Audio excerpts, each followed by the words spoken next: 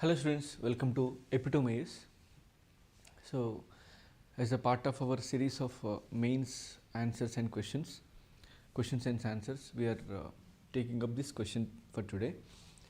That is, in the absence of well educated and organized local level government system, panchayats and samitis have remained mainly political institutions, not instruments of governance. Critically discuss.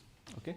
So, the major thing that the examiner is asking is absence of well educated and organized local level government system.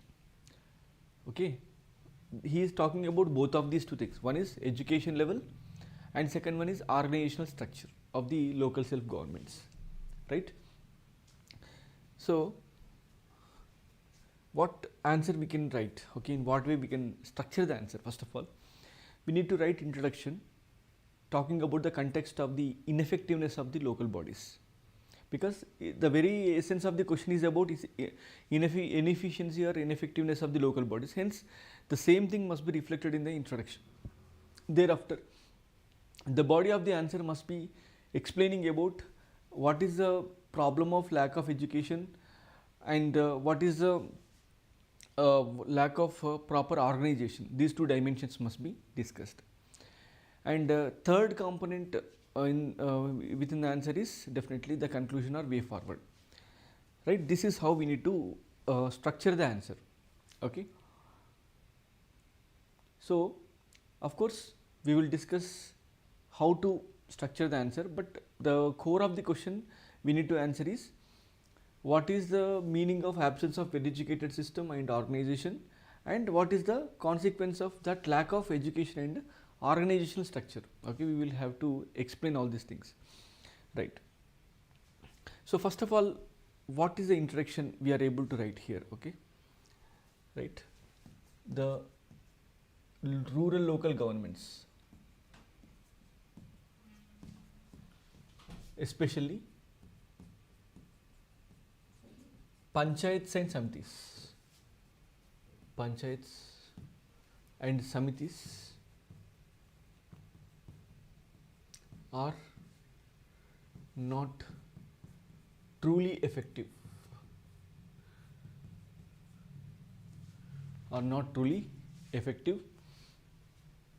in the governance of rural areas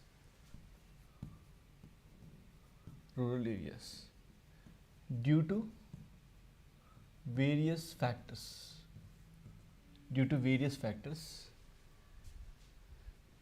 which also include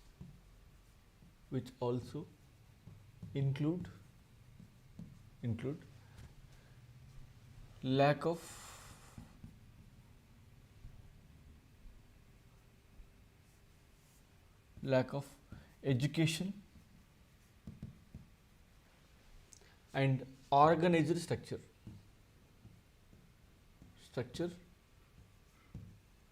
for these bodies, right. This is what the context of the question. I hope you understood. So, the rural local bodies, especially panchayats and samitis, are not truly effective in the governance of rural areas due to various factors, which also include lack of education and organizational structure for these bodies. Okay, right. This is how we need to write. Then, in the body of the answer, what we need to write? Okay. So, here we need to elaborate all the terms associated with this particular question. Look at this question. Okay. So, there are various terms here. Okay, let us underline what are the terms which require to be emphasized. Look at these terms. So, he is talking about panchayats, samitis, and right. So, absence of well educated and organized governmental system. So, and the panchayats and samitis remained mainly political institutions, not effective instruments of governance. So, what is the meaning of political institution? What is the meaning about what is that ineffective instruments of governance? We need to write that. Okay. So panchayats and samitis are the bottom tiers of local self governments. They form the bottom level structures. Okay, right. And primarily the 73rd Constitution Amendment Act has created mandatory 3-tier panchayat raj system across the country, except a few states where the population is lesser. So there you would see 2-tiered, and in the scheduled areas this act is not automatically applicable. Rather, for the governance of the rest of the tribal areas, that is scheduled areas, 5th scheduled areas, there is an act called as PISA Act, Panchayat Extension to Scheduled Areas Act, right? So definitely the panchayat and samitis are the bottom tiers of the local self governments. They form the lower level tiers of the local self governments, right? And primarily there is lack of education. Okay, so education is not just having literacy. Education is something where the people are aware about the institution. Okay, the people are aware about the institution. The people are aware about the purpose of the institutions, laws, schemes, etc. So they need to have the education. And moreover, they should also have the proper rationality in thinking as well as approach.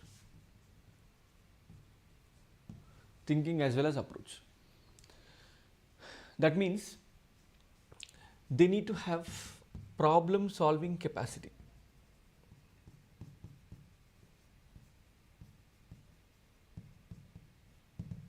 Okay, problem solving capacity. For that reason, they need to have understanding of subject matter,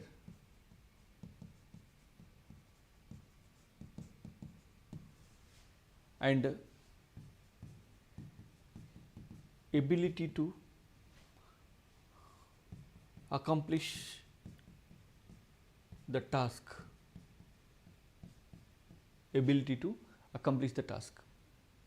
Okay, and apart from that, they need to know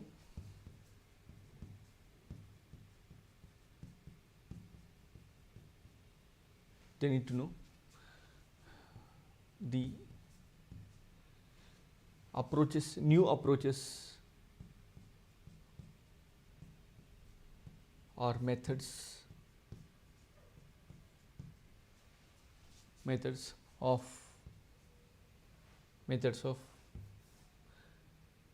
solving the perennial issues such as solid waste management, sanitation. Okay, street lighting. Okay, so they need to have the awareness about all these things. These are essential things for the governance, at least at the level of panchayat level. At the panchayat level, they need to have these particular ideas. Okay, right. Not only that, they should also have the knowledge about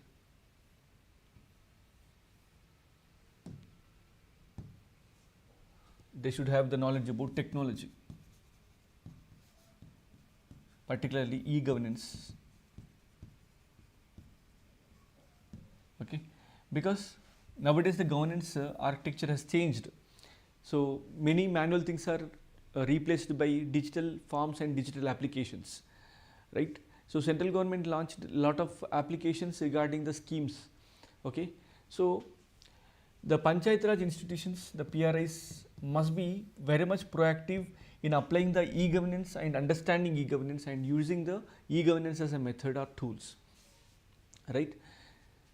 So if you have to have this kind of capacity, you must be educated.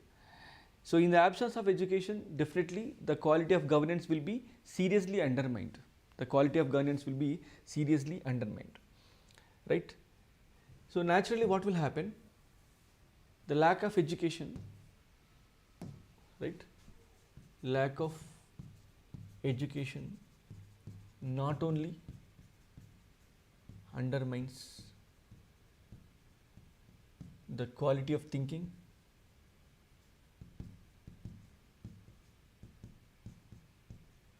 and ability, it also has implication on public perception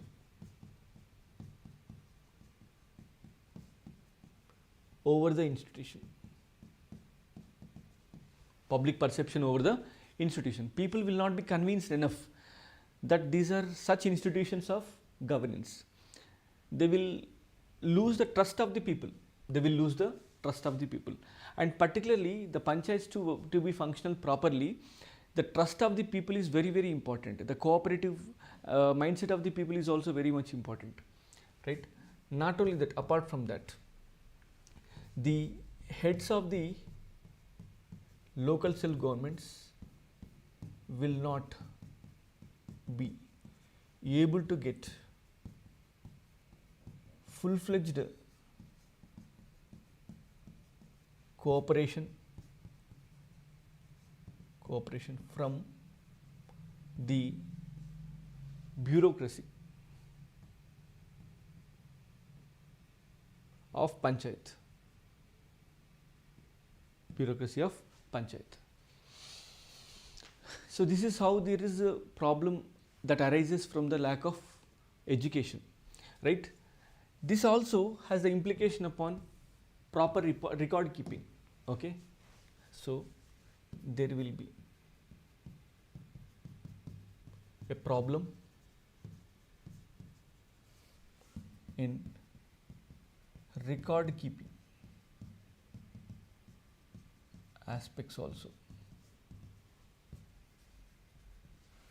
Record keeping aspects also, right? So that is how the consequences can be felt on record keeping aspects, right?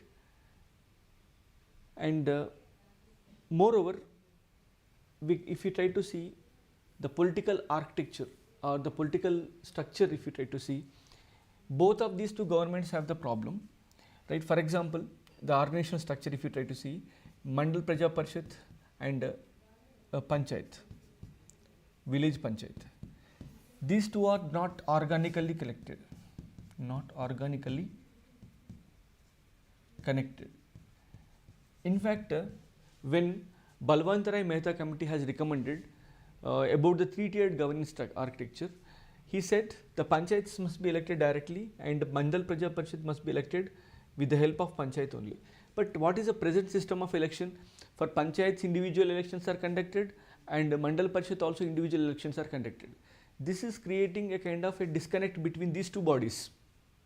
Okay, and so obviously it appears that there is a lack of cooperation between panchayats and Mandal Panchayats, right? So these are the Panchayat Samitis in North India, it is called as, right? So Panchayat Samiti has functions related to more of coordination functions, okay, and infrastructure related functions, education related functions, particularly Mandal Parishad schools and other things, okay. So that's how. Unfortunately, all these things are to be seen at the ground level only, grassroots level only. That means when there is a lack of coordination between MPPs and panchayats, the quality of governance will also be compromised. So this is another important aspect, right? Apart from that, the bureaucracy which is functional at the Mandal Praja Parishad and Panchayat, they are not in the control, they do not fall under the control of the Mandal Praja Parishad and Panchayats. See, for example, a village secretary in the Panchayat level, MPDO at the middle level Panchayat, they do not fall under the control of the respective Panchayat heads, because administratively they are recruited by the government, state government only, and apart from that, their transfers, the disciplinary matters are also vested with the state government itself. Naturally, they have the tendency to incline with the government of the day rather than the Panchayat which is functional at the grassroots level. And moreover, the powers of the Panchayats are also severely limited by the state specific Panchayat legislations. For example, if you take Telangana Panchayat Raj Act, okay, this act prescribes that whatever the budget proposals that are made by the Panchayats or the decisions made by the Panchayats can be revised by the district collector, Moreover, district collector acts as a supervisory authority over the Panchayats. So this is creating a kind of a discrepancy. On one hand, you say they are local self governments, but on the other hand, they are being subordinated by the district administration. There is another problem here. What is it? The problem here is the existence of parastatal bodies. Parastatal bodies means these are the bodies which are running in parallel with the Panchayat institutions. Those are called as parastatal bodies. Okay, and they will be performing such functions which are supposed to be performed by Panchayats. So this is what parastatal body. For example, you take till the recent times there was DRDA, District Rural Development Authority. Recently it was abolished. Okay, Mission Bhagiratha Corporation, that will be having the responsibility to distribute the water at the village level. So such kind of parastatal bodies are established, and these parastatal bodies have the tendency to overlap with the local bodies, and their functions are being compromised. Okay, right. So that's how we can see the organization wise there is a problem, and education wise also there is a problem, right. Particularly education, lack of education is one of the major reasons for the failure of the local self-governments. So why that is happening? Why uneducateds are coming into the politics? What is the reason? Basically in the village level, okay, so the politics are to be blamed in fact, okay. There are various reasons why, what is the reason for the uneducated people into the politics? Because there are party line elections. Elections are conducted party lines, particularly Panchayat elections, Panchayat Samiti elections, that is Mandal Parishad elections. Okay, this is one reason. And number two is reservation, particularly women reservation, SC, ST, OBC, because 73rd Amendment Act does not give about OBC reservations, but of course it is up to the state government legislation to enact such kind of to give such kind of reservations, right. So reservations are one of the reasons. Basically even uneducated people are able to get into the politics, right. And not only that, the play of money, power and muscle power, and even lack of awareness among the people. People cannot understand what is the implication on the governance quality if uneducated people are elected into the Panchayat Samitis and Gram Panchayats. So these are few of the important reasons why there is a failure of the governance systems, right. And moreover, this will severely compromises the decision quality. The decision quality is severely compromised. The decision quality is severely compromised, right. So So we have till now we have discussed about what is it, two issues here. One is uneducated politicians as well as voters as well as politicians, both are to be blamed, because when voters are uneducated, definitely what will happen, there will be no effective Grama Sabha, no effective accountability. Okay, when politicians are uneducated, no effective record keeping. Okay, not able to take timely decisions, financial imprudence. Okay, failure to understand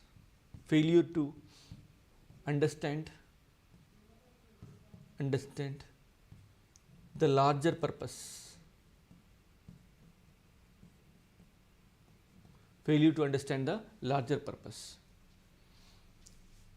lack of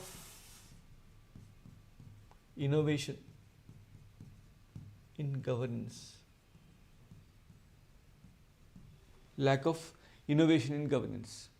So this is how we can understand on part of the politicians if they lack the education. Okay, and with respect to organization structure, okay, right, so at the village level, confusion between sarpanch and upasarpanch. Okay, particularly what is the functionality of upasarpanch, that is not clarified. Okay, then absence of effective control over village secretary. Okay, next important thing is lack of functional competence with respect to the bureaucracy. Particularly Panchayat secretary is not functionally competent to solve any problem in the village. He is just generally educated. He does not have the specific domain competency regarding the resolution of the problems. Right? So this is how we can understand the issues here.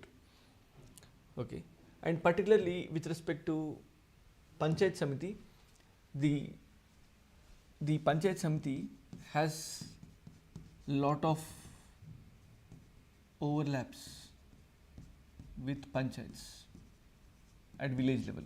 For example, there is MPTC, there is Sarpanch. Both are representatives of people only, and MPTC is representing the village in the Mandal Samiti, and Sarpanch is the head of the village government. Right? So as far as the popularity is concerned, both are equally popular. But with respect to functions, Sarpanch is more powerful compared to MPTC.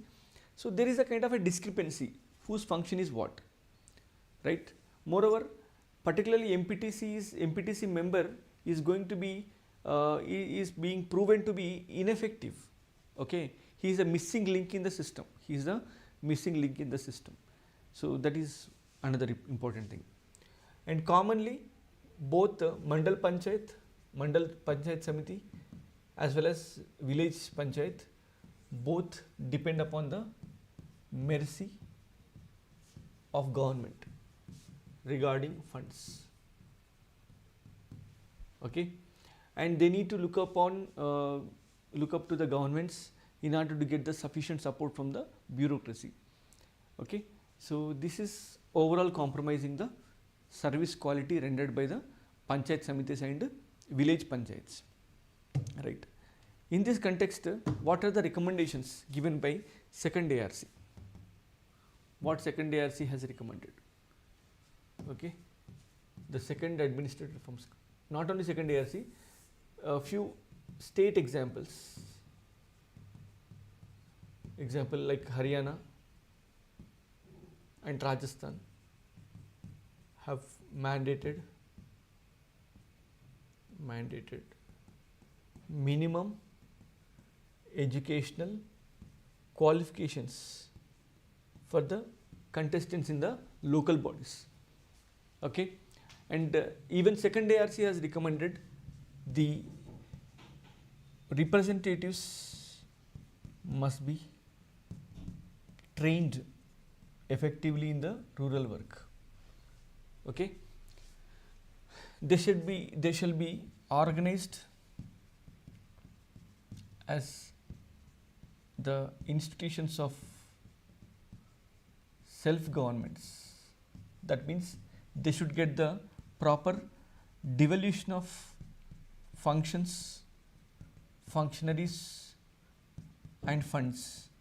That is, we can say 3F from the state governments, 3F from the state government, so that they can be proven to be more effective. And not only that, the redundancy between Panchayat Samitis and village panchayats must be removed. Rather, they must be made organically connected, so that the coordination between village panchayats and mandal panchayats will be more effective, because sarpanches must be made members of the Panchayat Samiti instead of separately creating MPTC constituencies. This will create unnecessary complexity in the system. So at one go you are able to elect the sarpanches, and naturally you are able to form the mandal level government. Thereafter you are able to form the Jilla level government. So there will be a better coordination and connectivity among the governments across different levels. So that will prove the effectiveness of the governance. Okay, right. And of course training must be increased, awareness must be increased, and even people must be aware of what kind of control they need to have on the local self-governments. Okay, we need to train the bureaucracy also in order to be more sensitive towards the local needs. Okay, and essential functions must be transferred to the local bodies, so that the local bodies shall not be dependent upon other line ministries and departments, so that they can discharge their functions more effectively. Okay, so this is how we can write answer. Okay, I hope you understood how we have organized. We have written the introduction and we have discussed various issues here. Okay, right, particularly the matters like, right, so we have discussed various matters like lack of education leads to what. Okay, rationality lacks, okay, right, problem solving abilities, like that we have discussed various dimensions.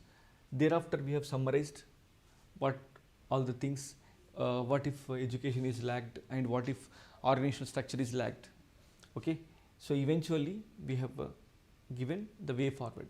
Okay, so this is how we need to organize the answer. Okay, so thank you students, please keep watching Epitome IAS, and if you have any queries, please post in the comment box. Thank you.